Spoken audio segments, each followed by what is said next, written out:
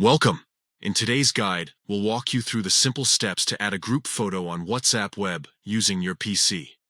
This feature is part of the latest update, making it easier than ever to customize your group chats.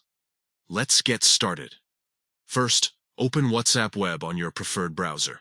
Make sure you're logged in by scanning the QR code with your phone if needed. Once you're in, locate the group for which you want to add or change the photo. Click on the group name at the top of the chat window to access its settings. Next, look for the Group Icons section.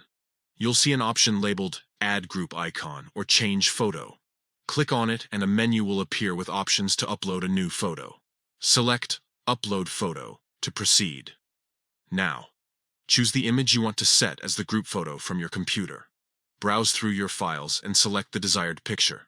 Once selected, confirm your choice by clicking Open or Upload, depending on your browser. Before finalizing, you might have the option to adjust or crop the image to fit perfectly within the circular frame. Take a moment to ensure it looks just right. When you're satisfied, click Save or Done to confirm. And that's it. Your group now has a new photo that all members can see. This simple customization can make your chats more personal and visually appealing. Thank you for following along.